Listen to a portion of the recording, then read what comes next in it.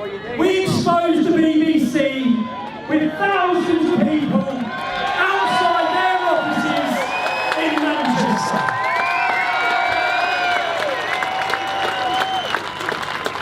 The British public do not trust you anymore.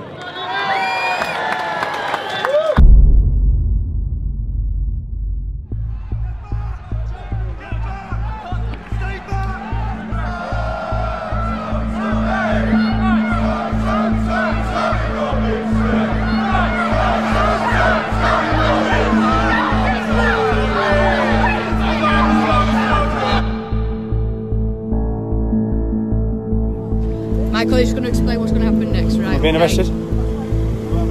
I am being arrested. Causing a breach of peace. I've caused a breach of peace. I'm being arrested. But the content of what you're Can we just say streaming. The content of what I'm streaming, I'm being arrested for breaching the peace. I'm being arrested for breaching the peace. You've all watched this. You've all watched this. You've all watched this. You've all watched this. Can you get me a solicitor? Can you get me a solicitor? Can you just turn off Yes. your live feed? Can you get me a solicitor? Turn off your live feed, please. Yeah? What are you arresting you for, Tommy? Breach of the peace. Apparently I'm inciting on my video. He has actually done nothing wrong. You can sort anything like that. It's for you to go to his video and see he's not. He's even said put it he's straight doing out.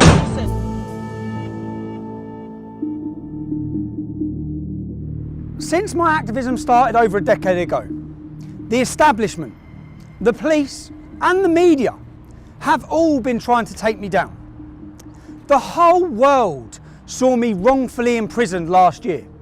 2.5 months on solitary confinement. What was the response by the media to that unlawful detention? They justified it. They lied to you. All of them reported that I pled guilty. None of them got the transcripts from the court. None of them reported the truth. We have a corrupt media. When I went to prison and 600,000 people signed a petition for my release, 30,000 people marched here demanding my release. When I come out of prison, I was completely unaware of the lengths that they were going to take me down. My PayPal was removed. That removes my ability to hire a team and work and bring you the other side of the story. My website was closed down, but I was completely unaware that Panodrama, the world's leading investigative journalist documentary, were working on a programme about me with the working title, Tommy Takedown. This was their final punch. They were about to discredit me to the nation, to you, the public. And I will prove that that documentary is not impartial, that it's scripted, that they invent things, that they lie, that they clip, that they edit. What you will witness in this documentary will prove to you this isn't about Tommy Robinson. This is about all the people that have been lied to, all the people who have been mislabelled, despite all their efforts to silence me. It became very apparent that something far more sinister was going on. With the collusion between the establishment, Panodrama, and a far left extremist organisation called Hope Not Hate. You're going to hear about the tactics they use to get the narrative they want.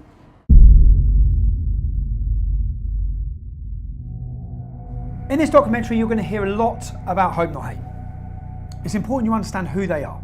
Hope Not Hate is a so-called anti-fascist organisation who formed in 2004.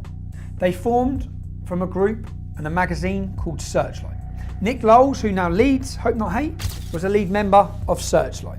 In 1984, Searchlight worked alongside Panodrama to fraudulently edit footage which they were prosecuted or taken to court and sued for. They paid £1 million damages to Conservative MPs who they wrongfully edited footage to link them with far-right extremist groups. Hope Not Hate brand themselves as an anti-fascist organisation. They're there to tackle fascism. In reality, they label, slander and attack anyone who speaks out against open borders or against Islam. The worrying thing is they have a lot of influence.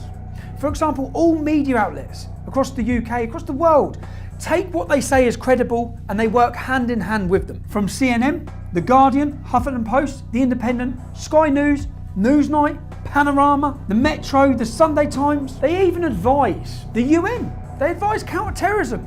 In their advice to the UN, they say that our Day for Freedom demonstration that many of you would have watched was a far-right extremist rally. That's fake news. being given as credible information and taken as expert info by the UN. Our Day for Freedom demonstration had homosexual speakers, drag artists, black speakers, Asian speakers. There was nothing far right against it. It was a liberal demonstration demanding free speech. So what happens is when someone gets censored on Twitter for some kind of for hate speech or for incitement to violence or engaging in some kind of terrorist communication, they get their account taken down. They tend to come back, and that actually leads to a sort of an increased level of sense of participation and integration into these networks. So I do a lot of work looking into right-wing extremism in the United Kingdom and the United States. And one of the things that we've seen there is actually an entire mobilization of right-wing extremist activity around the concept of the freedom of speech being taken away from people. So just a few weeks ago in London, there was a march attended by a few thousand people that was called Day for Freedom, and that was entirely sort of centered around this issue of free speech and the sense that in the kind of parlance of the extreme right, the liberal establishment was trying to silence extreme right, legitimate conservative voices. Just last year, Hope Not Hate were identified in a Swedish military report on left-wing extremist violence. It has been proven that Hope Not Hate exaggerated hate crime figures by 3,000%. Nothing they said after that point should ever have been taken as credible, let alone taken by journalists without checking anything and spread around the world to demonise and slander people and organisations. They play a key role in pressurising social media giants, whether it be with petitions or requests from MPs that they're working alongside with to say who's promoting hate. Not who's promoting hate that would breach laws in this country, but who needs silencing with their opinion. They're now teaching your children in schools about fascism. If we take a quote from their original spin doctor, Dan Hodges, from his quote you'll understand the tactics they use in this documentary. It was a no-holds-barred, bare-knuckle PR. We used every dirty, underhand, low-down, unscrupulous trick in the book. These are quotes from their spin doctor, Joe Mulhall, who is a lead researcher for Hope Not Hate. He brags about days out with their BBC political reporters. Their relationship works hand in hand with the corrupt mainstream media. They do the reports, the media then use their ammunition and their labelling to attack people and organisations, to demonise them and slander them. In 2015, Joe Mulhall used the hashtag Antifa on several occasions. The reason why this is so relevant is when you understand who Antifa are. Antifa are an organisation that leading members of the American government have called to be prescribed as a terrorist organisation. They balaclava up, they mask up, and they violently attack people who they're told to attack, and organisations which are highlighted to them by groups and organisations like Hope Not Hate. They find out who you are, they contact your work, anyone who steps above the parapet. Hope Not Hate's goal is to silence them and stop them. This is about stopping free speech. This is about having people too scared to speak. We'll speak with one gentleman now whose life has been completely changed due to him voicing his opinions. He broke no law, committed no crime. But wait till you hear what Hope Not Hate done to him. This time last year, like I said, I was working full-time, happy, and because of some things I was doing outside of work, where I was sort of expressing my political opinions and so on, I ended up drawing their fire, and they wrote a report and called it in to the employer. So it was a kind of deliberate attempt to, it wasn't just to dox me, because I hadn't hidden my name, I didn't think I was doing anything wrong, I was just expressing an opinion. But it was an attempt to deliberately get me fired. Where was you working? I was working at Standard Chartered Bank in Moorgate. Doing what? I was an associate, so I'd been there from a grad. I went to Bristol University and then went into the bank straight afterwards. So I've been there for about just around 18 months at this point. So a good career? Yeah, it was going well. Internally, there'd been no issues. When you say you got involved, you was giving your political opinions with regards to? Obviously the controversial stuff, so immigration, Islam, these kind of issues, but not in an extreme way, nothing you wouldn't happily say to anyone. Just so we can get clear, we're not talking about committing a crime, we're just talking about speaking openly about immigration and Islam. Yeah, and no one had a problem with it.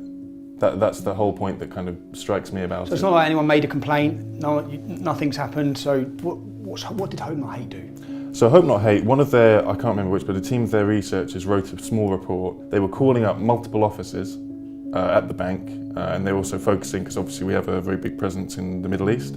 So they were focusing on officers there to call them and just basically say, you've got this guy working for you, he's an Islamophobe, he's a racist, blah, blah, blah, all of which obviously isn't true. I remember I was just sitting at my desk and I get called in by the MD and he sort of says, have you been saying this? And I say, yeah, no, I have. I didn't see it as a problem. The same guys were going to a lot of journalists trying to flog this report as well to make a big story out of it. Eventually, in around the summer of last year, you get this article and it's very vicious and it's obviously largely lifted from the report that came out a few weeks earlier, using slurs, using kind of nonsense labels, calling us Nazis, all that kind of thing. Calling you Nazis with any evidence? Was there No any evidence in anything whatsoever you've said? at all. It was made up with a very clear intention of making me lose my job, and it's a common tactic. And you did lose your job? Yeah, I was suspended, and then once the coverage happened, they obviously, whilst previously, like internally, the bank I think had kind of thought, well, maybe this is just an attack piece. Once there was coverage, obviously, it's their reputation on the line. So then, pretty much immediately, I was fired. I have worked. Just so that the public understand this, you committed no crime. Okay. You speak outside of work about immigration or Islam with no hatred. No hatred. Just facts. And because of that, where are you now? How's your life changed? What do you see for your future now? Financially very difficult, of course, because it kills your income. And then there's knock-ons from that are always a pain. Okay, well thanks, and I hope you, I wish you luck and try and get your life sorted. Me too. Yeah, good luck. Thank you. So you've heard from Tom Dupree. You've heard how his life was changed simply for expressing his free speech due to the actions of Hope Not Hate. Later on in this documentary, you'll hear recordings of Caelan Robertson and George Llewellyn-John to see how their lives have been affected. Caelan and George used to work with me at Rebel Media, and when I went independent, they come to work with me there. When I was released from prison and I met with them, they said that they had been intimidated and threatened, and for that reason they couldn't work with me. I'd just been released from prison. I wasn't in a good state, and I thought they were just saying that because they wanted to go and work with Lauren Southern. Also, you'll hear recordings from Lauren Southern. Lauren Southern is a leading political activist from Canada. She now works as a journalist making documentaries. In those recordings, you'll hear about allegations about how they've suffered due to the actions of Hope Not Hate. So I've been contacted by Lucy Brown, who's an ex-employee. The last time we spoke to each other, we were screaming obscenities at each other.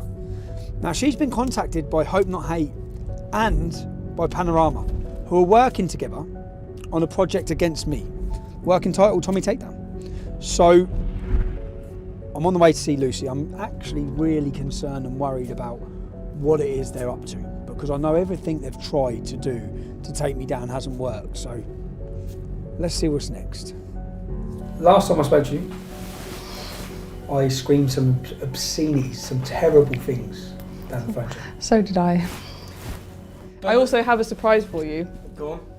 I thought I'd commiserate it, so I actually got your No. prison number No, you to haven't. remind myself the happiest day of my life. What? 8208 4CG. Yeah, that's the Oh one. my god. I laughed my head off. Oh my god. Shit, Lucy, you were fucking angry. How have we ended up sitting here and what are we talking about? Well, I received a very interesting email from one John Sweeney a couple of days ago, who is a big, BBC presenter for Panorama. Yes, apparently he's quite well known. And he's asking if I want to go for first it was a cup of tea, but then it was a pint. And he'll come all the way to Cambridge to see me. And I think he wants some dirt on you. You was approached by Joe Mulhall? Joe Mulhall, yes, Hope Not Hate. So you approached by Hope Not Hate, who told you, I've seen what they've told you. Yep. They told you that there's a Take Tommy Down. There's a Tommy Takedown. Tommy Takedown? Yes, and they've been taken on as sort of advisors to the BBC to help them with interviews and to get information about you. How easy would it have been for you to... They offered me $5,000 for a front page story about you being a twat. What you could have done, you could have absolutely destroyed me, and my life, and my name, Yep. and my reputation. More so than that prison number did. More so than me going in prison could have done. Because you could have said anything, and they would run me. I've arranged to meet John Sweeney tomorrow at 2 p.m. And by the sounds of it, what these people do is they try and be your friend when you're vulnerable, and they ply you with drink, and they try to get you to say something that you wouldn't normally say. I want to show if what Lucy could have done. None of it will be factual, but what Lucy could have done. Now, bearing in mind, I might not have been here. You could have just done this, yeah? Fake text messages. Falsify sender numbers of text. So if you wanted to, my phone will be here. Let's change the number there. No, we'll keep that as receipt. Let's put my number here. So you effectively, as a disgruntled employee who fucking got my prison number tattooed on your wrist. Joe Mulhall's just messaged me. Let's take down Tommy. I'm flat broke. I've got no means of income. I hate you. Joe Mulhall's just messaged me saying I can get you some money to do Tommy in.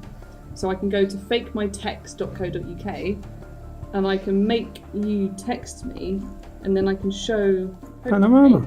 My phone's here. I'm at home, right. minding my own business. I've got Joe Mulhall here. Joe Mulhall offering the takedown of Tommy Robinson.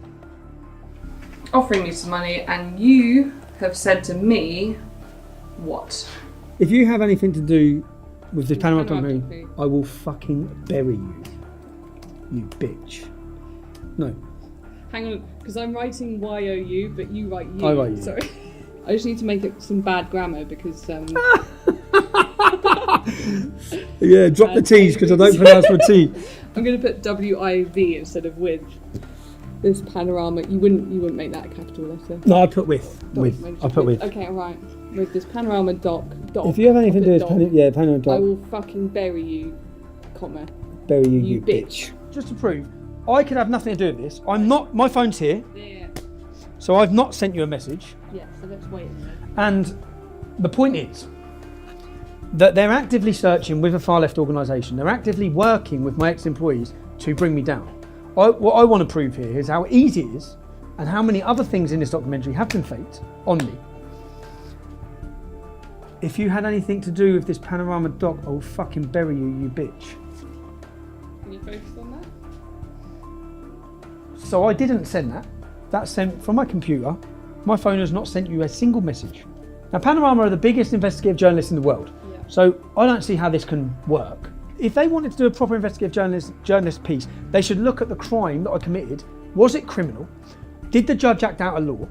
Were my human rights abused? One of the biggest cases in this country's history in modern time. Yeah, 600,000 people signed a petition, 30,000 people marching, ambassadors from the American government, every political party in Europe talking about it. The most talked about court case in decades, but they're not bothered about that. This is fake. Yeah. This is going to be falsified. This is not me. And I want to see if this, by a disgruntled ex-employee, could make its way around the world. I'd like to see how much power Hope Not Hate have over the world's media. Yeah, basically.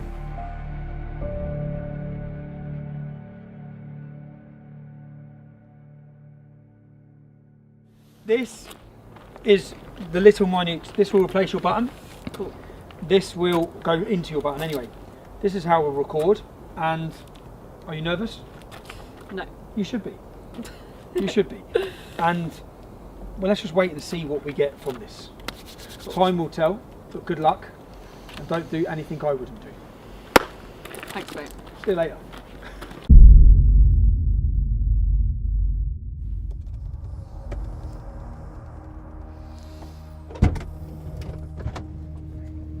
Success? Mission accomplished. Mission accomplished. Let's see. Crazy? Not crazy? Good? Not good? Lots of alcohol was consumed tonight for the greater good. I can smell it. You'll see. You took it for the team. I only drunk for the team. I did what I had to do. Right. Let's get these files sorted.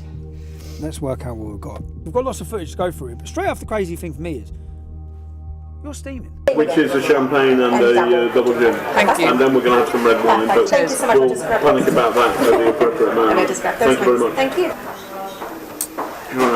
On expenses in a boozer with the dog and the fire. Good. And I think we should have one more bottle of wine. Fuck it, no expense spared. 2 brandy sous limoncellos. This is creme de cassis, or the Keel Royale.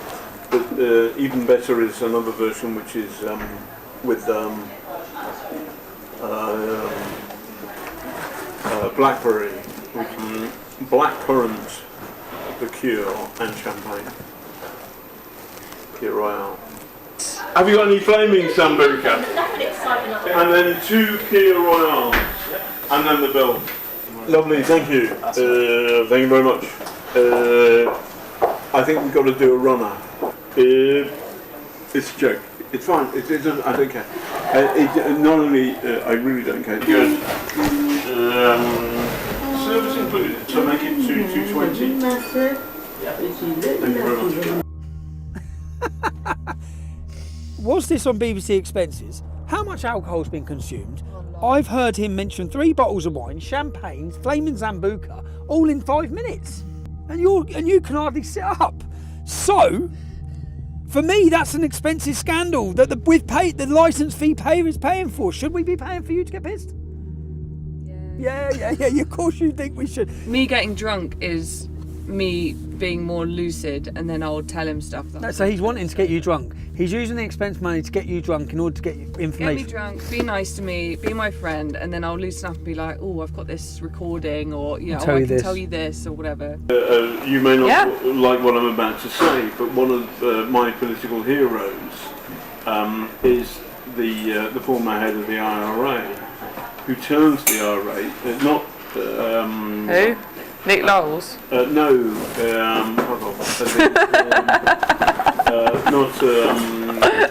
guy got on well with the Queen.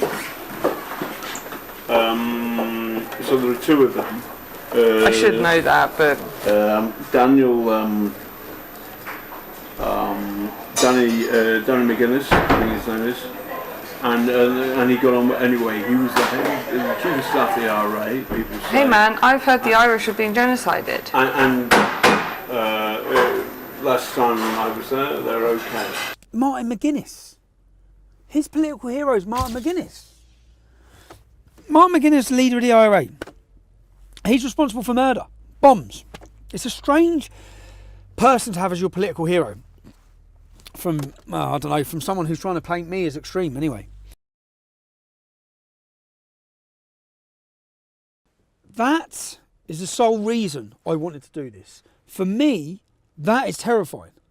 How can they get that? How can he say he can do that from that innocent conversation or argument or disagreement, which has got nothing to do with that? So that is the sole reason I wanted that footage, to see exactly what are, and that's terrifying for me to think, what the hell are they about to portray to this country about me? What the hell are they going to say? That's not the first time that's happened. In what sense? Because I told you about, I was offered $5,000 to do like a story on you, like a front page newspaper story. By Hope Not Hate, you're talking about By in your Hope kitchen. Not Hate. But I was also... By Hope Not Hate, who are working with these lot. Yeah, but I was also approached by a really mainstream newspaper, basically, to kind of make it out that you were like sexual allegations against me or something.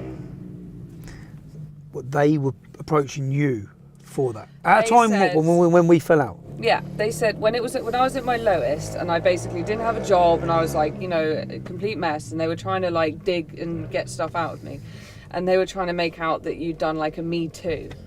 They were trying to make out that you basically like abused me, and then they wanted to put in, they kind of ran with and went back to their editor, and then I called up and said, I really don't want this isn't true, you've kind of twisted it to fit your own narrative here. And he said, well, I'm sorry, it's too late, I've already sent it to the editors and they want to run the story, this journalist. So I then had to call up this national journalist kind of like lawyery thing where you can call up and complain, and I had to put in writing saying, please do not put this out. If you put this out, I'm going to have to go against you legally or something. So I had to fight to get this story out of the paper. From a mainstream journalist, from a top tabloid, Big. in order to portray me as an abuse, essentially, me as a victim, yeah, but it wasn't true. with no truth in it all. No. And that for my life, do you know what, the whole purpose in me wanting this, the whole reason why I've wanted to do this, is because I've been absolutely terrified of what they're doing. And that one little recording there proves that they will change what I'm doing and saying. This is massive. This is Britain's leading investigative journalist documentary by the BBC that we pay for, creating, editing news in order to destroy my life. Now, John Sweeney's been contacting me for weeks now for a gotcha moment where he can interview me and throw all these accusations from God knows who at me. Well, that gotcha moment is now in my hands, because I'm now going to sit down and I'm going to put these to John Sweeney to see how he justifies any of this. So for 2 weeks now I've been emailing John Sweeney. They've been trying to get me to sit down for an interview. I emailed him yesterday and said the only day I can do is today, and I won't come to London, it has to be in my venue. I've organised this venue. I've told them that I'm having a free speech event later in the evening. So we've prepared this projector with all of our undercover footage to try and find out and ask John, what exactly were you planning? What exactly are you doing? So rather than them grilling me, which is how they're expecting it to be with his executive producers, when they sit down, we will play through each clip. I'm going to go to my children's assembly now. When I come back, it's action. I'm nervous about it. See what happens. You all right? Just take this off.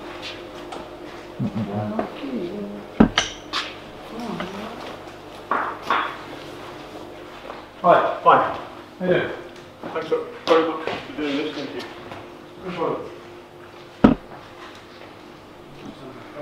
Good, everybody's phones off. You all right? Before we do start, I just wanted, because I am paranoid of fair and balanced reporting, I just wanted to clear a couple of things up with you while we're here. Is that all right before we start? Okay, but you're recording, I think, aren't you? You're okay. recording, and so aren't you? That's fine. Yes, okay. That's okay. fine. So we're not starting yet? No, we don't have to start the interview. I just want to clear a few things up. So, this is a Panorama documentary. You wouldn't be working with an organisation called Hope Not Hate on this documentary, would you? In order to find people to give negative opinions of me. No. What we're doing is we're making a Panorama documentary. The BBC makes all the editorial reports. Okay, so it's a BBC, because it'd be quite strange for the BBC to be, how the BBC could be impartial on a documentary when Hope Not Hate are an organisation who are funded specifically to destroy me. There are two separate entities. Okay. The BBC, I work for the BBC, this is the BBC Panorama production. Okay, can I just quickly show you something here? So what this is Joe Moorhouse from Hope Not Hate. And what he says in this message is that Hope Not Hate are steering this documentary.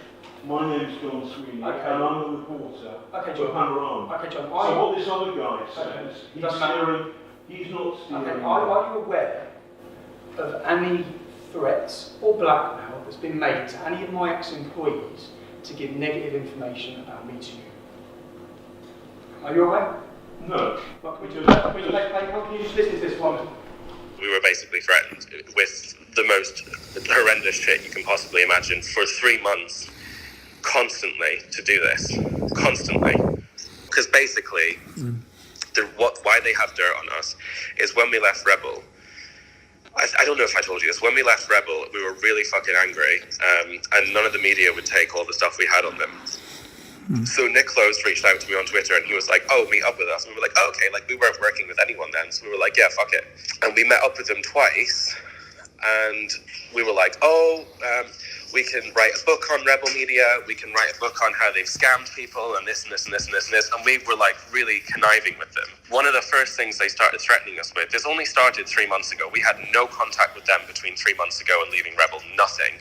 They started messaging us saying, we need to meet you, this is really serious. And then when we met them, they said to George, I wasn't there, we're going to release all of the meetings that you've had with us, threatening Rebel Media and talking shit about right-wing personalities and bitching about nothing serious, just saying, oh, they're cunts.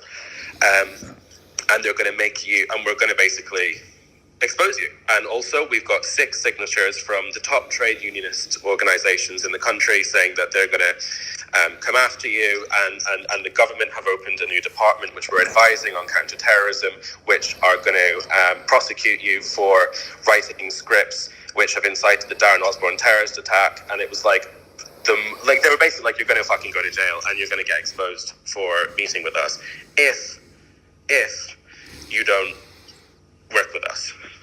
This is what it all comes down to, this Panorama fucking thing. And Hope Not Hate were there standing next to the BBC producers. When you went for the meeting with Panorama, who from Hope Not Hate was there? Nick, Joe, John Sweeney, and the producer. So like, Hope Not Hate were like fucking terrifying, and they like did, you know, they blackmailed us, they like Joe fucking used the whole thing to try and get into Kaylin's pants. This is how bad it really was. When we pulled up in London, this was the day I dropped off the suitcase to you, right? That I went straight off from there, I can't remember where it was, to go and do this interview with them. They hired out this big car park warehouse thing. They had a little chair in the middle of it. I walked into this room, sat down. It was a cameraman, it was the head producer, it was Nick, and it was Joe. And then I started getting really nervous because she was saying, how much money, name numbers, name figures. And I was like, well, it was enough to pay for us to make videos, and all the money was spent on kit. And I was just saying vague shit. And then Joe said, can we stop the interview, please? And then I was like, okay. And then Nick went, can you come with us, Kaylin? And then Nick and Joe took me to the other side of the warehouse and said, Kaylin, you really need to give them more information than this. You really need to open up a little bit more, because this is really not useful to them. They're probably not even going to use this. You need to go into specifics. You need to go into numbers. You need to at least show them something. Were they threatening you at you? Breather, have a cigarette, and we'll come back to it.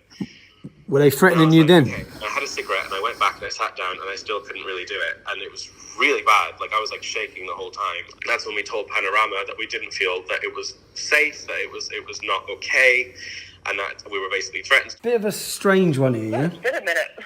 I know, sorry man, I know it's 4 o'clock in the morning here, but I've just got off the phone to Kaylin for an hour, yeah? How much have they told you about Hope Not Hate? Not much. Why? You're aware they've been meeting with them regularly? I've met Joe too before. Yeah, I know that Kaylin and George have met with them before. Continually met with them? When you was doing your Borderless documentary, Hope Not Hate flew out to Italy to meet them? I don't know what they were talking about, but for the most part, like, I think they're just afraid of them. From what I've been told, it's like they're like, oh, they're kind of blackmailing us, like, hang out with us, or else we're going to get you guys arrested or whatever. So they've just met with them. So hold on a second. I work for Panorama. Were Hope Not Hate present in that interview?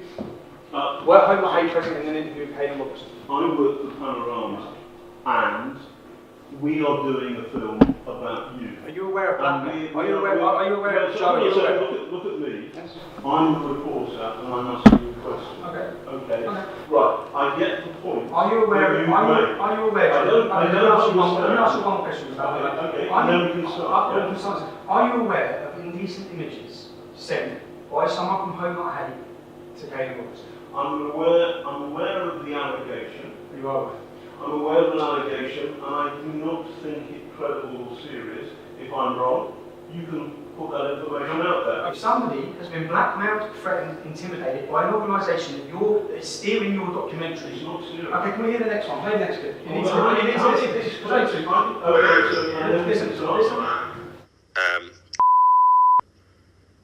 Made really inappropriate, I don't know how to describe it, almost basically like a sexual assault situation towards me when I was really drunk, pretty much passed out. Fuck you know, this gets messier and messier. No, hold on, yeah, okay, and I like got really upset and I broke down and I told George about it last week because it's really fucked me up, and George messaged Nick, and apparently nearly got suspended, and like it's fucking, it's a really big mess. I'll come to Milan to see you. Who'd he come with? Nick. He come with Nick, so Nick was with him. Yeah. And what did he do when he was drunk? Nick wasn't there at that moment. Nick had gone home. So we were filming with Lauren, and then they said, like, you've got to meet us. So we flew to Spain via Milan, met them in Milan, literally just had a coffee with them where they basically just carried on threatening us, and said, you've got to do like Sky and all one mainstream media thing. And then I went back to London to drop something off and to go then to Spain. So Kaelin was left in Milan for one night. Nick left that night as well, I think. And then this is when this thing happened. Kaelin said that he was basically really wasted, that he thinks let himself into Kaelin's room. And basically, Kaelin kind of woke up and was like half naked, like trying to do stuff with him. And then Kaelin said no, and was like, oh, you don't have to tell anyone, blah, blah, blah, blah, blah.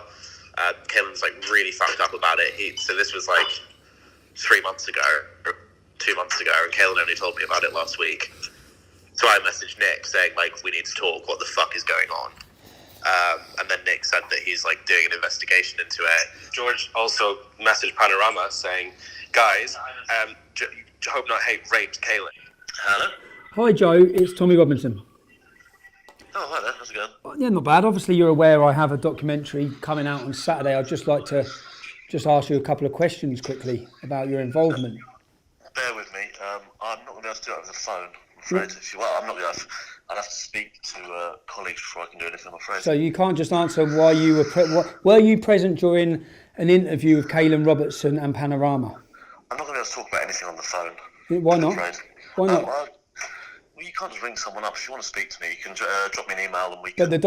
this is just your opportunity to counter what's being said. I'm not going to answer any questions over the phone, although I don't see what's the issue there is, even if I was. Really. So were you and Nick Knowles present during an interview with Kaelin Robertson and Panorama? I've said everything I'm going to say to you, Tommy. I'm not going to answer any questions like that. If you want just to a yes or no. It's just it's a simple yes or no. Simply, look, Tommy, we're wasting time here. Okay. We must ensure we avoid bias or an imbalance of views.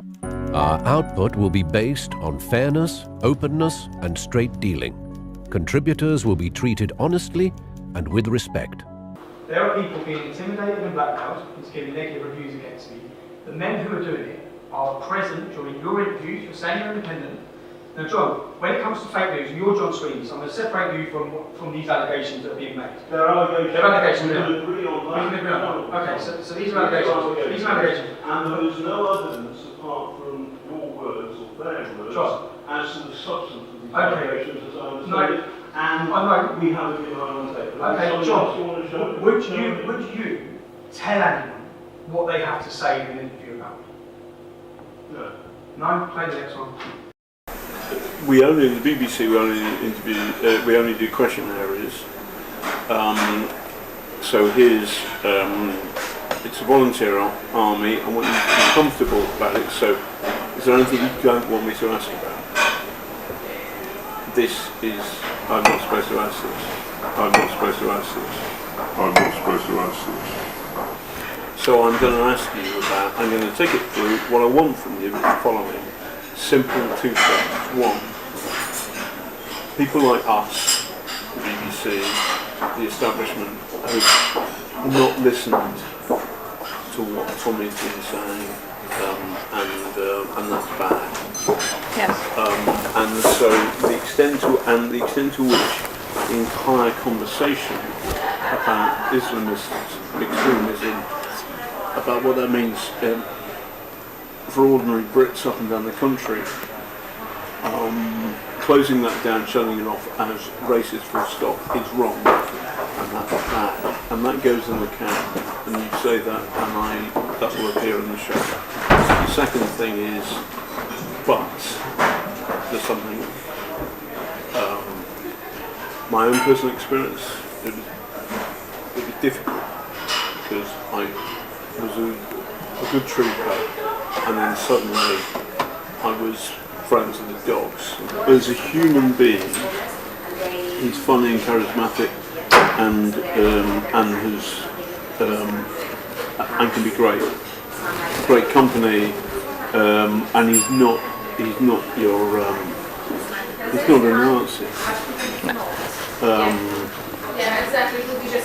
Number three, partly because of the pressure, partly because of the chaos, you fall out. It's horrible because he turns on the mic. And those three elements are fair and good, and those three elements will appear in the show, I promise you. He has... Deal. We'll have a proper ding-dong. Okay. Because there's a lot of people and the good stuff your stuff goes in. So there you are, So John. I don't have to put on the record, John? I don't have a problem with that. Because I'm not, no. I'm saying I'm putting, after a long conversation, I've got the whole conversation, John. which you haven't done. I've got you 6 times telling that individual what they must say. Now let's go to the next one. Gilligan wanted to make it sexualised, and he wanted it to make it out like you basically like Harry Weinsteined me. Oh my God, man. Because you're like a position of power, And you're a you know, vulnerable and like woman. all this shit. And I was like, yeah, So when I'm being told, this isn't about you, John, but when I'm being told that journalists are approaching people. I'm not sorry, I don't understand the context. I'll tell you the context. Okay. This specifically is not about you. Oh, they do. But, So it's okay, not about that, so it's when not really I felt sick, okay, because I found out that journalists were offering money to try and get a young girl to do a Harvey Weinstein story against me. Now, you're Panorama, you're John Sweeney. So let me play the next clip to you. I call him like a silly little man and stuff. I'm just shouting at him.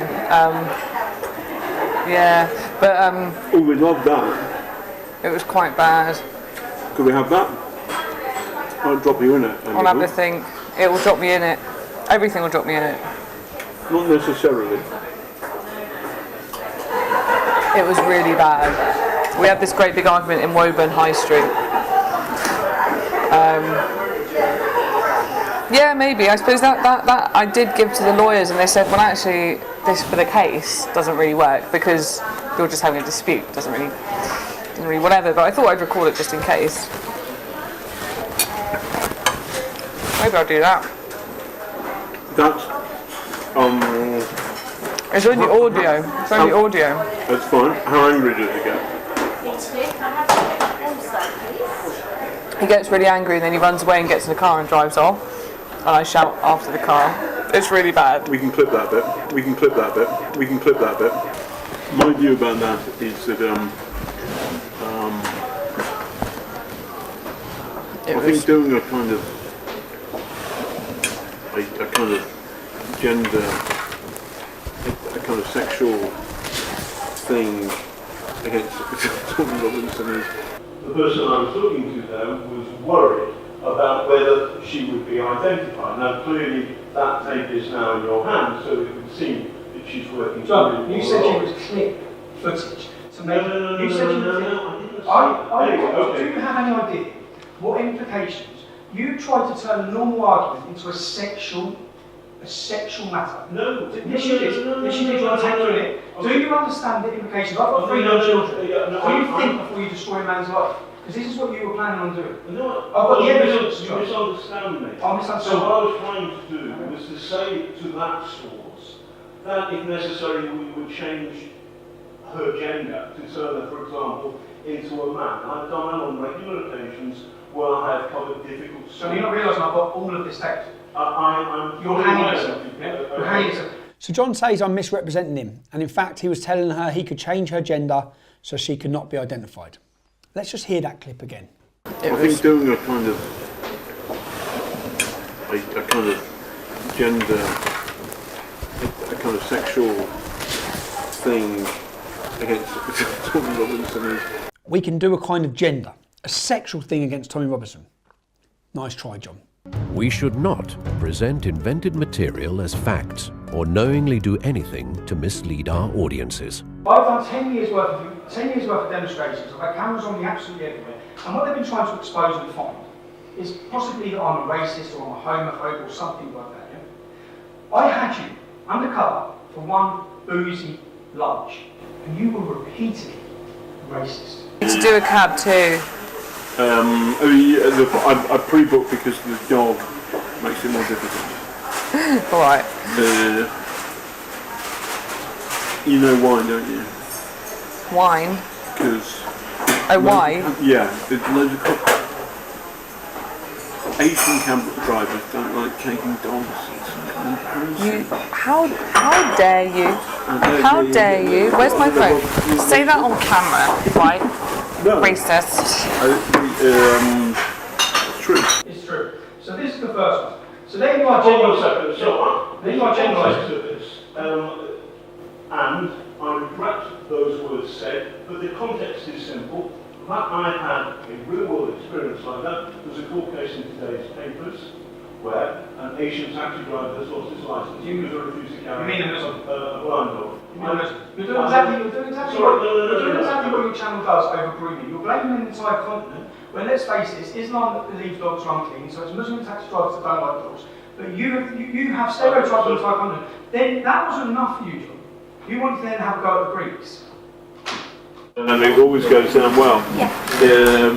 Is Jessica Rederer, which is thank you in Turkish. When you're pissed, you want to piss off a Greek, you start speaking Turkish. Oh, really? And they know, and they don't. Anyway, never mind. They don't like it, but it's quite funny. Tommy, that's pathetic. That's a joke. You find it funny joking about the invasion of a country where women were pillaged and raped and murdered. Okay, you find that funny? No, John. So I have many Turkish and Greek friends. Well, you'll upset the entire Greek community because you find it funny to speak in Turkish to them because you find that funny. None of this is fun. None of this is fun. None of this is fun. Play your next one. Okay, play the next one. I have a little more in common. I have more in common with Tommy than most reporters. Yeah. I scumbag Irish background. A scumbag Irish background. So my family are a scumbag Irish background because they're poor and from Ireland. I'm talking about myself. No, you said you have more in common with me. Okay. A scumbag Irish background. Which it's a joke. That's a joke. So wait a second. Yes. It's a joke. So I'm very, very proud of my Irish heritage. My great granddad, who's a scumbag to you, John? No, who's a scumbag to I'm you? very proud of my Irish heritage. Yeah. If you get somebody like me talking to a source, and actually that source is in fact a mole working for Tommy Robinson, then in the context of a 2-3 hour conversation, there will be moments where jokes happen. Oh, jokes. I'm very proud of Play the next one. But the people who you've been beaten up by Antifa, or rather Antifa have attacked Tommy and you've been in there. Those people are brainwashed. And they're lefty people. They're lefty. Self-hating whites. I'd like to call them a honky. How do you use an racial term? How do you use another racial term? You call them honkies. Hold on a second. You call them honkies. This is a conversation with your source. In what I'm trying to do is you're trying to label me, and what's happened is in one afternoon, in one month, John, you've been. Okay, let me talk about homophobia. John, you seem obsessed. You seem obsessed with gays. So you have an obsession because then you ask if Joe Morgell's gay, right? Because they've not gone out and just had a mate that's gay. That's the difference. So you've got people up in like all these different places in the UK or whatever, and they're sort of they've not just had a gay mate. Have they never met a conservative MP? No. I remember one line in particular. She said, "What do you think about LGBT or something?" And I said, "Well, some of the stuff that gay people say is just ridiculous."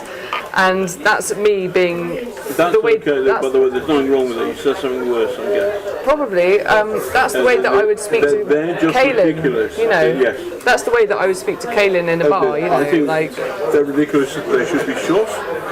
Well, yeah, exactly. No, obviously. No, I know. But did you say it? No. Good. That's the thing, because unbeknownst I would say that, by the way. I would. And they should be shot. What were we talking about? Oh yeah, Joe's dick pics. Is he gay? Oh, my gay darling's rubbish. He's a Bertie Wolf there, is he? He's a Bertie Wolf there, is he? He's a Bertie Wolf there, is he? May the best man win. Yeah. Well, that's a bit weird. Dzień dobry. I'm not a jerk. He's a woofer. Woofer, Cockney by me stands for puffer.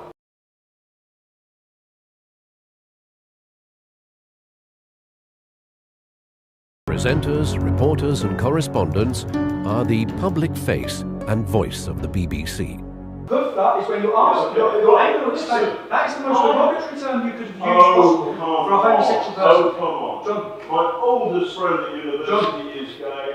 Is it okay to use the lost my temper with the Church of Scientology. I was defending the gay. Is it okay to use the terminology woofer?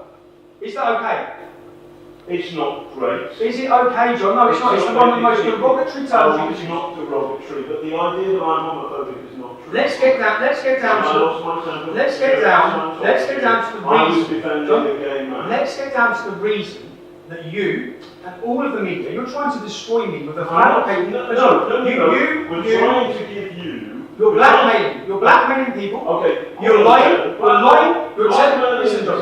You're blackmailing. Okay. People are alleged to blackmail people who are in your meetings, in your interviews, whilst young men are being. And you are the man who's making the allegations. All in order. No, I'm not. You've just heard the people making the allegations. I'm not the man making the allegation. You've heard those are witness statements to my solicitor. Now let me go to the next one. Let me go to the reason why. I have to ask you a question. You can ask me a question, mate. Because if it has been on the end of a deception, let me go to the next I one. want to know about it. Okay, let me go to the next one. Okay. This is the reason. So now everyone understands the reason why the elite, the classist elite. Don't call me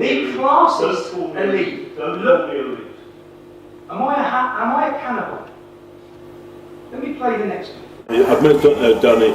Danny was, I was working on some film on Newsnight, and Danny was in the green room. And it was unusual to meet a white working class male in the Newsnight green room, and I was in the same way. Who's normally in there? Sorry? Who's normally in there? It was so unusual that me and one of my mates, we went down there to have a drink with him in the way that you would do with somebody from the, a cannibal from the Amazonian, from Amazonia, or maybe a creature from that. So working class white male is a cannibal from the Amazon. No, that's what you said. So you're on camera. Okay, so wait a second. You are a classist elitist. The way you view working class people is a disgrace. The reason we have the problem we have is because of journalists like yourself, from the background you're from, sneering down upon our community. Sneering down, thinking you're better than us, and let me just. My understanding of the Labour Party today is they're almost like blooming, I don't know, activists. Well, they're social. The point is, you hear much more accents like yours and mine, rather than fuck off, rather than Tommy's. So the Labour Party, they will have accents like yours or hers, middle class, rather than fuck off. You believe the working class vocabulary is simply fuck off. That is your classism. No, sorry, what I'm doing. No, what I'm doing is what I'm doing here, John, is I'm exposing you, I'm exposing Panodrama, and right now, John, because right now, so this text was sent to us. Yes. And this is the text from that source who's on that video. Okay. And the text is from you. If you had anything to do with this Panorama doc, I will fucking bury you, you bitch. Did you send that text? Point proven. I have video evidence that did not come from my phone, and here you are about to betray it to an entire nation. John. No, I'm going to ask you a question. I've just told you an answer. Sorry, okay. This would be, right now, this would be going on a documentary that would be aired to the entire British public. It wouldn't be, because we would put the right of replying. No. And here's the right of reply. Is this true?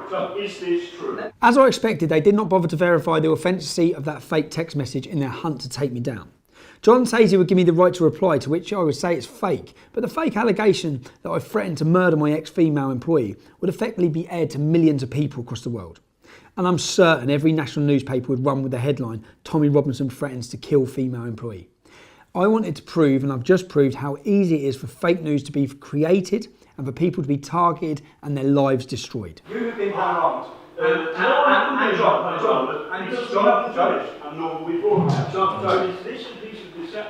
my solicitor is currying a court injunction against you. Okay. Oh, fantastic. Against you. So is this a lie? This is fake news exposed. Very good. Okay. Is this a John, lie, John, I suggest you get home. Yes. Is this a lie? I never sent that message from this phone. This is my phone. Oh, you didn't send it from that phone? It wasn't sent from the phone. I didn't send it. Hold on. It wasn't sent from the phone. I didn't send it. Is this a lie? You'll be able to catch it all in my documentary. You'll be able to catch it all in my documentary. No, we haven't finished our we're finished. No, we have finished. In fact, John, you'll finish your career. You finish your career. You think so? I know something. I know something. Homophobia, racism, extreme. I'm not a homophobe. You are. And I'm not a racist. You are. And I'm not. Okay. What you was is a lie. What the establishment. And what this is, mate, this is a skit show. What the establishment was about to do to me, they were going to destroy my name, sexualised comments. I'm not a member of the establishment. Yes, you are. We're You're going to do working. none of these things. Are you working with Hope Not Hate on this documentary? No. Have they been present in interviews? We have had some input from some Have they been present in interviews? including your spies. Have they been present in interviews? Not John, not you are fake news. You're fake news, and No, you've been no, proven. no. You've been creating. This is a lie, Tommy. You've been proving. You told us this a lie. Is a lie. And You're on you, camera, sir, bro. are the Everyone's source of the lie. The idea that John. I'm homophobic, that's not John. true. This John. man has lied to us Who's John? through people. John, are you John?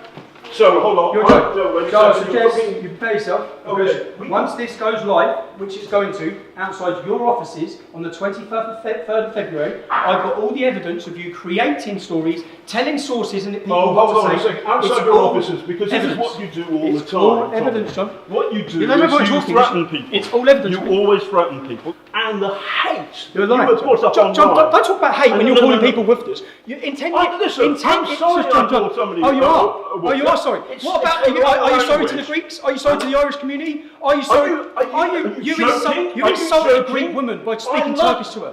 You I said did you not found it say- funny. I did no It's such on camera, thing. John. It's on camera, No, John. but what You said you you're would saying is sexualise. that- You said you would sexualise my comments that were innocent. No. Yes, you did. No, You're I on didn't. camera, No, John. I didn't. John, No. the world's going to Anyway, watch this, bro. this is a lie. Good luck with your injunction. Good luck, my injunction. We haven't finished on Panorama. No. And stop threatening people. You have finished, shouldn't bro. threaten Julia Ebner. You think I'm finished? I've got another thing coming, and I can give you that for free. Can you? Okay. Good. Go and find a lawyer. I've already been with a lawyer, John. Okay? Right, I hope they're I've good. already been with a I lawyer. hope they're I've good. already dissected every one of your comments. No, you haven't. Yes, I have, What John. you've done is read the worst stuff. possible thing With- on it. I can defend every can't second defend a of single it. word of it. Yes, I can. And on that note, and I will. You, and on you that are note, all I'm saying the to establishment. you You work for the establishment. is, none of these people are the No, establishment. you are. but- You're working. No, I'm you're not. working with Hope Not Hate. No, I'm who are not. working with the government, and you are all going against me I'm because I not speak out working against with you. the British This government. is a campaign. I understand some of the anxieties that you have. I get that. And, John, why would you be creating one? Why would you tell someone what to say about me? Why would you I tell them? didn't do that, and you're mischaracterising me. You didn't do that. Everyone's No. going to watch this. No, I know Everyone's gonna watch everybody's this. going to watch it, and Yeah. it'll be good fun. But more people will watch Good our fun. Panorama. You find telling. No, please, No, please, no, please. no, no, This no, is my no, life, no. John. It's my life. It's my life too. It's my life too, You Tommy. find it fun. And I You can- find it right. fun to tell someone that an innocent comment is sexualised. Do you know what that would do to my family? okay. Do you know what it would do to my Hold children? on. Do you know what you're doing? Okay. Do you know what you're doing to my family? You have no idea what you're doing to my family. If you'd have got away with what you were trying to do to me, you'd have ruined me. No, You'd have broke my hold on, marriage. hold on a second. You'd have broke my marriage. What you've done is Hold this. on. There's only No, one stop journalist this in this room, John, and it's not you. Okay? Oh, really? Okay. That's it. Okay. You're a disgrace. And in fact, anyone who's been taken down by Panorama, anyone has to challenge now, because there is no integrity in any of the work you've done. You are a liar, you're a fraud, you're a racist, you're a homophobe, all in one interview. This is a lie. Excuse me, Mr. Morris, we're the two executive producers on the program. Okay, well you're in trouble as well. You're all in trouble. You're all in trouble. We invited you for an interview today. You haven't given us an interview. No, I haven't. I've exposed you, okay? You were trying to destroy my life. You have been contacting people. Why were Hope Not Hate present? Why were the leaders of a far-left George Soros-funded organisation, why were they present during the interview of a person which you were goaded in to give bad information about me? Why were they present? Tell me. If this is a Panorama documentary, why were Hope Not Hate present? This is an ongoing documentary. This is an establishment attack on me, and you're part of it. And you've been exposed to the world tonight.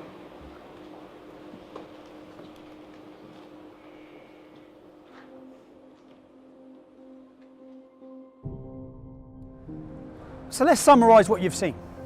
You've seen the BBC, who pride themselves on being impartial and reporting the truth. You've witnessed the main man from Panorama telling someone what to say, brokering a deal on what they have to say about me. Now, if he's brokered a deal with her, who else has he brokered a deal with? Who else is being told what to say? They're scripting the documentary. They're also creating and inventing news. Sexual thing against Tommy Robinson. What else when we've got two other people saying they're being blackmailed in order to give negative reviews of me? Who else would have participated in this documentary? What else was going to be said? What other lies and manufactured evidence would there have been on this documentary? You've seen the contempt they have for the working class. The contempt they have for you, the licence fee payer. You pay your licence fee, and if you don't, you're taken to court. Just so the elitist, fake news journalists can travel this country drinking champagne on your expense. Now, if there's one thing that symbolises the BBC, we all know about the fake news. I've just proved to you that they create the fake news, that it's not impartial, that they work with far left extremist organisations. That's been proven. If there's one thing that symbolises them, the BBC covered for Jimmy Savile, they covered for Stuart Hall. Up to 100 children were raped and abused, many of them on the property of this organisation. Let me show you this statue that is at the entrance to the BBC. That statue was sculptured by a man called Eric Gill. Eric Gill was a paedophile. He raped his own daughters. He had sex with animals. He had an incestuous relationship with his sister. When the Catholic Church became aware of this man's crimes, they removed and covered all sculptures made by him. The BBC refused to. They were asked to, but they refused to. If you have disgust now, and you're fed up with paying for this, or for the propaganda they use against you, for the negative portrayal of Brexit, if you're fed up with all of these things, what can you do? I'll show you what I'm going to do, and I hope you follow my lead. You can legally not have a TV licence in the UK. You do not have to have one, okay? None of us asked for the BBC to come into our homes and display their programmes on our TVs. If you're fed up of paying for their propaganda when you don't even watch their shows, you can follow the steps I'm about to take you through now to end that. There's a few things you need to know once you've filled out these forms. It's a myth that the BBC can sit outside your house and detect that you're watching TV. That is a myth, it's not true. If the BBC TV inspector knocks at your door, you can. Be polite, you should be polite. But you can open your door, say I don't need a TV licence, I haven't got one, goodbye, I don't watch live TV. That's it. They have no rights to come into your home. It's obvious that if a TV licence inspector walked past your front window and you had your curtains open and you were watching Panorama on BBC, which I don't think you will be, if you're watching BBC, they will fine you. But you do not have to have a TV licence. And I'm going to take you through the steps. I'm going to ask, please follow these steps now. Follow exactly what I'm about to do. Go to www.tvlicensing.co.uk. You'll find a link, declare no licence needed. Upon clicking this, you'll be brought to another page where they try to convince you need a licence, even though you legally don't. Ignore that and click the button that says, tell us you don't need a licence. Step 1, select the type of property you live at. Complete name, email and phone number. Step 2, enter your property address. Step 3, tick the 3 boxes for the declaration. You will then be asked what date you want to start watching live TV again. Tick the button to the right where it declares I have no plans to do this. Then click the reason for not needing a TV licence. I'm sorry, but John Sweeney is not an option. Step 4, review and confirm, click submit. You are now licence free. Congratulations, you've just saved yourself £155 a year.